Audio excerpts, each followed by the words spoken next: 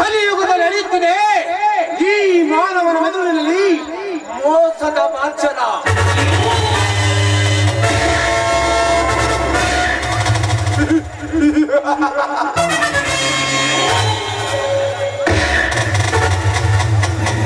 ನಾನು ಸತತ 20 ವರ್ಷಗಳ ಕಾಲ ಈ ಊರಿನ ಧನಿಕ ಧರ್ಮರಾಜನ ಪರ್ಸನಲ್ ಸೆಕ್ರೆಟರಿಯಾಗಿ ಕಾರ್ಯನಿರ್ವಹಿಸಿದ್ರು ಕೂಡ ನನ್ನ ಕಾರ್ಯದ ಕೈಚಳಕ ಇನ್ನೂ ಅವನಿಗೆ ತಿಳಿದಿಲ್ಲ.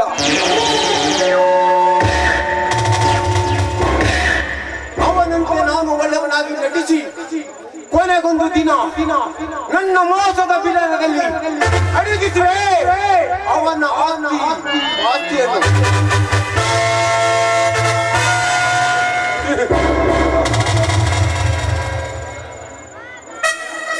ಹಣಕ್ಕೆ ಕೊಲೆ ಇದೆ, ಕೊಲೆ ಇದೆ. ಮೋಸ ವಂಚನೆಗಳಿಗೆ ಮರ್ಯಾದೆ,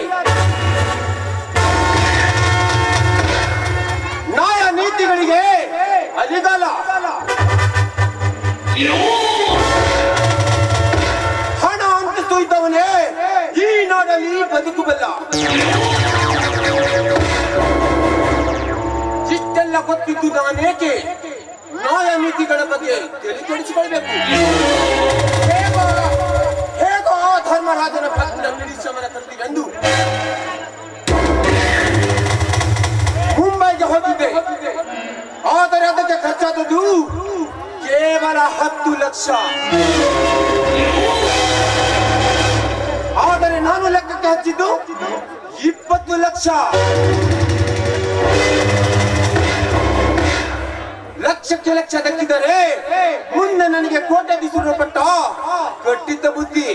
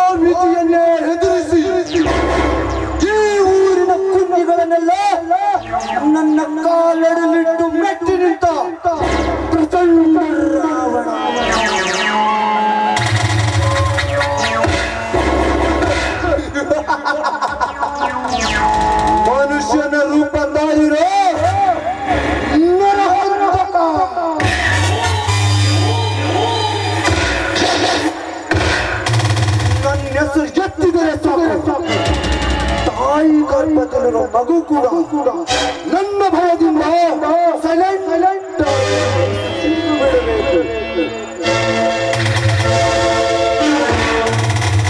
ಈ ರಾಜ ಕಟ್ಟಿರೋ ಕೋಟೆಗೆ ಒಂದು ಚಿಕ್ಕ ಕುನ್ನಿಯ ಭಯವೇ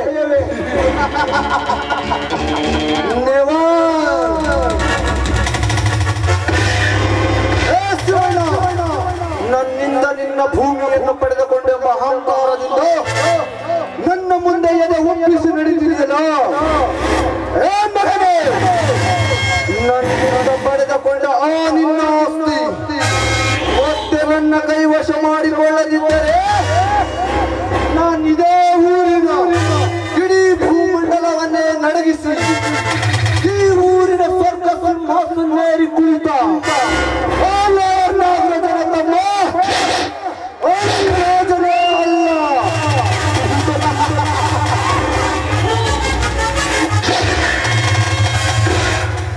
ಇದೇ ಈ ಧರ್ಮರಾಜರ ತಾಕತ್ತು.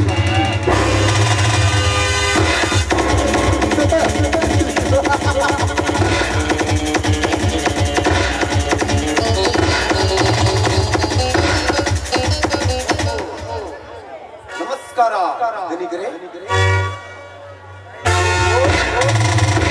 ವಿಕ್ರಮ್, ಬಾಂಬೆಯಿಂದ ಯಾವಾಗ ಬಂದೆ? ಹೋದ ಕೆಲಸ ಇಲ್ಲ ಪಕ್ಕ ಆಯ್ತು ತಾನೆ? ಹೋದ ಕೆಲಸ ಇಲ್ಲ, ಸಕ್ಸಸ್. ಆದರೆ ನಮ್ಮ ಫ್ಯಾಕ್ಟರಿಯ ಬಿಡಿ ಸಾಮಾನುಗಳು ಸಿಗಬೇಕಂದ್ರೆ ಬಹಳ ಕಷ್ಟ. ಯಾಕಂದ್ರೆ ಇಂದಿಗಿಂತ ಅಂದಿಗೆ ರೇಟು 2 ಪಟ್ಟು ಜಾಸ್ತಿ ಆಗಿಬಿಟ್ಟಿದೆ. ನಮ್ಮ ಕೆಲಸಕ್ಕೆ ಅಡ್ಡಿಯಾದಾಗ ಕೊನೆವೇ ಇಲ್ಲವಲ್ಲ. ಎಷ್ಟಾದರೂ ಕೊಂಡುಕೊಳ್ಬೇಕಾಯ್ತು. ವಿಕ್ರಮ್, ಕಾಸಿನ ಕಿಮ್ಮತ್ತು ನನ್ನ ಮುಂದೆ ಹೇಳ್ತಿರ್ವೆಯ? ಎಷ್ಟಾದರೂ ನಾನು ಖರೀದಿಸಿಕೊಂಡು ಬಾ ಎಂದು ನಿನ್ನನ್ನು ಕಳಿಸಿದಿನಲ್ಲವೇ? ಅದು ಇರಲಿ. ಮುಂಬೈಗೆ ಹೋಗಿ ಬಂದ ಖರ್ಚು ಎಷ್ಟಾಯ್ತು? ಖರೀದಿಸಿದ ಸಾಮಾನುಗಳೆಲ್ಲ ಒರಿಜಿನಲ್ ಇದೆ ತಾನೆ? ಗ್ಯಾರಂಟಿ 10 ವರ್ಷ ಅಗ್ರಿಮೆಂಟ್ ಬರೆದು ಕೊಟ್ಟಿದ್ದಾರೆ ದನಿಗರೇ. ರೇಟಿನಲ್ಲಿ ಜಾಸ್ತಿ ಆದರೂ ಮಾಲು ಮಾತ್ರ ಪಕ್ಕ. ಲೆಕ್ಕ ಕೇಳಿದ್ರಲ್ಲ, ಇಲ್ಲಿದೆ ನೋಡಿ. ಇದರಲ್ಲಿ ಖರ್ಚು ವೆಚ್ಚದೊಂದಿಗೆ ಸರಿಯಾದ ವ್ಯವಹಾರವೇ ಇದರಲ್ಲಿ ಇದೆ.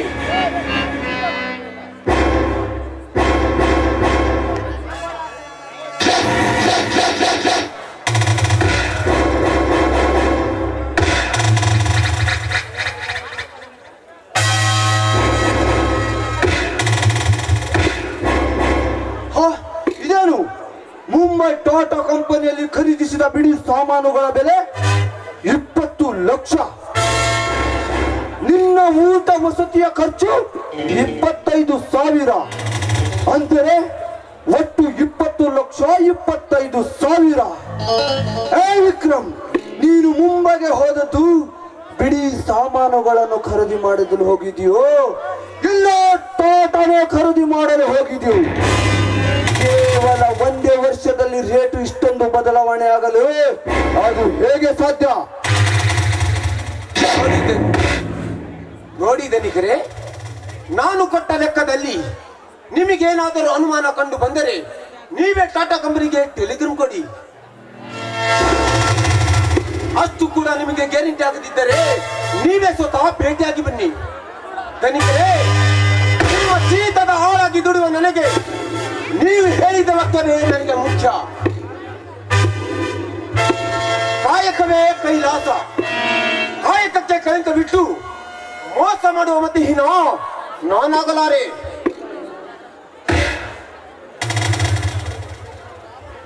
ಮಿಸ್ಟರ್ ವಿಕ್ರಮ್, ನೀನು ಮೋಸಗಾರನೋ ಮತಿಹೀನನೋ ಎಂಬುದಕ್ಕೆ ಉತ್ತರ ನೀನು ಹೇಳಬೇಕಾಗಿಲ್ಲ. ನೀನು ಬರೆದಿಟ್ಟು ಹೋದ ಫ್ಯಾಕ್ಟರಿಯ ಬಿಲ್ ಬುಕ್ ಹೇಳುತ್ತದೆ. 1ಕ್ಕೆ 10 ಪಟ್ಟು ಲೆಕ್ಕ ಹಚ್ಚಿ ತೋರಿಸಿದರೆ ದುಡ್ಡೆಂದರೆ ನಿಮ್ಮ ದೊಡ್ಡಪ್ಪನ ಮನೆಯ ಸೊತ್ತೆಂದು ತಿಳಿದುಕೊಂಡಿರುವೇನು?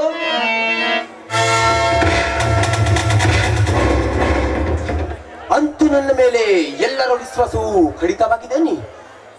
ಅಲ್ಲದ ನಿಕರೆ, ಈಗಿನ ಕಾಲದಲ್ಲಿ ಏನು ಸುಸ್ತಾ ಇದೆ ನೀವೇ ಹೇಳಿ? ನಾನು ಬರೆದಿಟ್ಟ ಲೆಕ್ಕದಲ್ಲಿ ಬದಲಾವಣೆ ಆದದ್ದು ಬರೇ ಕಾರ್ಮಿಕರ ಸಂಬಳ ಹಾಗೂ ಬೋನಸ್ ಅಷ್ಟೇ. ಏಕೆ?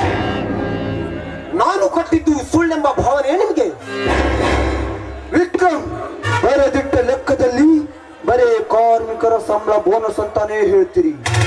ಅಷ್ಟೆಲ್ಲ ಕೊಟ್ಟರು ಆ ಕಾರ್ಮಿಕರು ಮುಸ್ಕರ ನಡೆಸಿದ್ದಾರೆ. ನಾವು ಏನು ಕಡಿಮೆ ಮಾಡಿದೀವೆಂದು ಆ ಬಡಪಾಯಿಗಳು ಈ ಕೆಲಸವನ್ನು ಮಾಡುತ್ತಿದ್ದಾರೆ. ವಿಕ್ರಮ್, ನಮ್ಮೆದುರಿಗೆ ನಿಂತು ಅವರು ಹೀಗೆ ಹೋರಾಡುವುದಾದರೆ ಆ ಕಾರ್ಮಿಕರನ್ನು ಹಿಂದೆ ಕಿತ್ತು ಹಾಕಿಬಿಡಿ. ಪಕ್ಕತ್ತರ ಊರಿನ ಕಾರ್ಮಿಕರನ್ನು ತಂದರೆ ಆಯ್ತು. ವಿಕ್ರಮ್, ಈ ವಿಷಯವನ್ನು ನನಗೆ ಏಕೆ ತಿಳಿಸಲಿಲ್ಲ? ಧನಿಕರೇ, ಕಾರ್ಮಿಕರ ಮೇಲೆ ಕೆಲಸ ಮಾಡುತ್ತಿರುವೆಂದು ನಮ್ಮ ಮೇಲೆ ರೆಗಾಡಿ ಬರುವುದು ಸಹಜ. ನಾನು ಇಷ್ಟು ದಿನ ಊರಿನಲ್ಲಿ ಇದ್ದಿಲ್ಲ. ಈ ನಿಮ್ಮ ಮಗನ ಮ್ಯಾನೇಜ್ಮೆಂಟಿನಲ್ಲಿ ಸಿಕ್ಕಷ್ಟು ಅಲ್ಲಲ್ಲ ಕೊಲ್ಲಲವಾಯಿತು.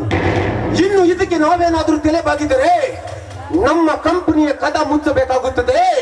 ನಮ್ಮ ಸ್ಥಿತಿ. ವಿಕ್ರಮ್, ಕಂಪನಿಯ ಕದ ಮುಚ್ಚಲು ಅದೇನು ನಿಮ್ಮಪ್ಪನ ಮನೆಯ ಸೊತ್ತಲ್ಲ. ಕೋಟ್ಯಾನುಗಟ್ಟಲೆ ಉತ್ಪನ್ನ ತೆಗೆಯುವ ಕಂಪನಿಯನ್ನು ಕೇವಲ ಕಾರ್ಮಿಕರ ಸಂಬಳಕ್ಕಾಗಿ ಕಿಡಿ ಹಾಕಬೇಕೆ? ಹಾಗಾದರೆ ಹಿಂದೆ ಅವರಿಗೆ 1 ತಿಂಗಳು ಬೋನಸ್ ಹಾಗೂ ಸಂಬಳ ಕೊಟ್ಟು ಅವರ ಉಪವಾಸ ಸತ್ಯಾಗ್ರಹವನ್ನು ಸಮಾಪ್ತಿ ಮಾಡಿ.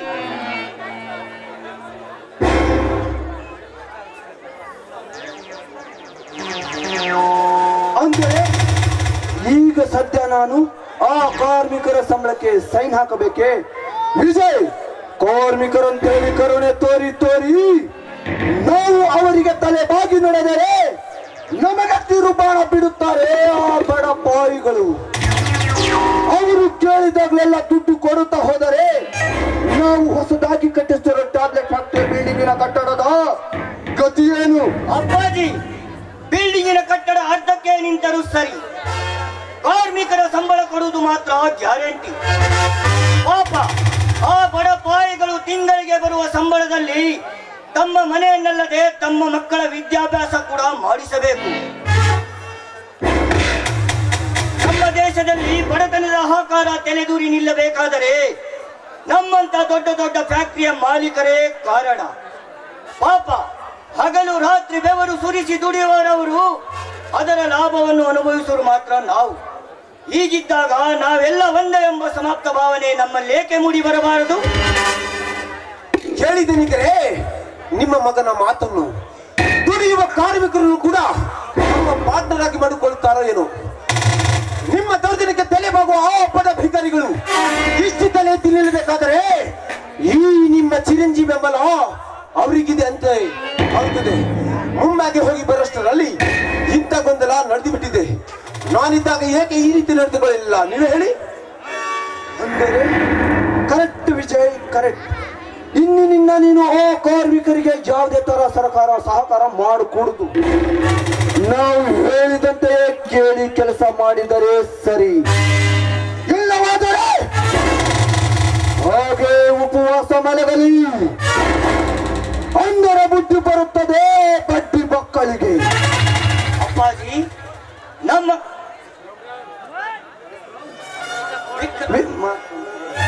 ವಿಕ್ರಮ್, ಹಿಂದೆ ನೀನು ಫ್ಯಾಕ್ಟರಿಗೆ ಹೋಗಿ ಕೆಲಸ ಶುರು ಮಾಡುವಂತೆ ಮಾಡು. ವಿಕ್ರಮಿಗೆ ಎದುರು ಮಾತನಾಡಿ ಕಂಪನಿಯ ಬಂದ್ ಮಾಡೋ ಪ್ರಯತ್ನ ಪಡಬೇಡ. ಅಪ್ಪಾಜಿ, ನಮ್ಮ ಕೈಯಲ್ಲಿ ಕೂಲಿ ಆಳಾಗಿ ಕೆಲಸ ಮಾಡುವ ಈ ಕಳ್ಳ ಮ್ಯಾನೇಜರೇ ಹೆಚ್ಚಾದನೆ, ಸ್ವಂತ ಮಗ ವಿಶ್ವಾಸಹೀನನಾದನೆ. ಇರಲಿ, ನಿಮಗೊಂದು ಕಾಲ ಬಂದರೆ ನನಗೊಂದು ಕಾಲ ಬರುತ್ತದೆ. ನಾನು ಈಗಲೇ ಫ್ಯಾಕ್ಟರಿಗೆ ಹೋಗಿ ಕಾರ್ಮಿಕರನ್ನು ಉದ್ದೇಶಿಸಿ ಮಾತನಾಡಿ ಕೆಲಸ ಶುರುವಾಗುವಂತೆ ಮಾಡುತ್ತೇನೆ. ಅದೇಗ ದುಡಿಸಿಕೊಳ್ಳುತ್ತಾರೋ ದುಡಿಸಿಕೊಳ್ಳು, ನಾನಿನ್ನು ಬರುತ್ತೇನೆ.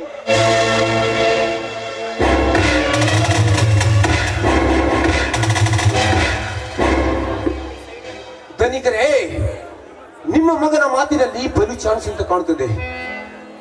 ಫ್ಯಾಕ್ಟರಿ ನನ್ನ ಸಂಗಡ ಮಾತಿಗೂ ಜಗಳ ಮಾಡುತ್ತಾನೆ. ಒಟ್ಟಿನಲ್ಲಿ ಕೋಟ್ಯಾಂಗಟ್ಟಲೆ ಉತ್ಪನ್ನ ತೆಗೆಯುವ ಫ್ಯಾಕ್ಟರಿ ಗತಿಯೇನು? ನಾನಿನ್ನು ಬರ್ತೀನಿ ಧನಿಕರೇ. ನಾನು ಈಗಲೇ ಆಫೀಸಿಗೆ ಹೋಗಿ ನಿಮ್ಮ ಮಗನಿಗೆ ಲೆಕ್ಕವನ್ನು ಒಪ್ಪಿಸಿದ್ದೀನಿ. ಆಯ್ತು, ಹೋಗಿ ಬಾ ವಿಕ್ರಮ್.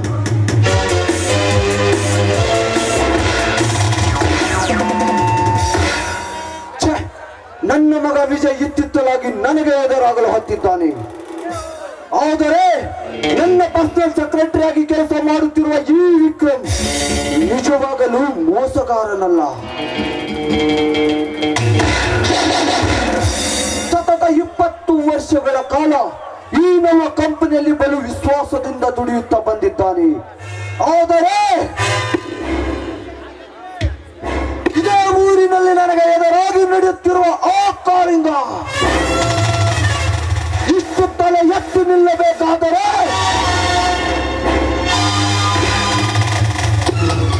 ಆ ಬಡ್ಡಿ ಮಗ ಶಿವಣ್ಣನ ಬೆಂಬಲ ಇರಲೇಬೇಕು.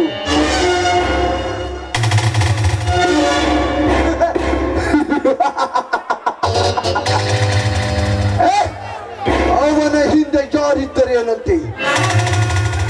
ಇನ್ನಿಲ್ಲ ನಾಳೆ ಆ ಕಾರಂಗ ಅವನ ಅಪ್ಪನ ಆಸ್ತಿ ಕೇಳಲಿ ನನ್ನ ಮನೆಯ ಬಾಗಿಲಿಗೆ ಬಂದೇ ಬರುತ್ತಾನೆ.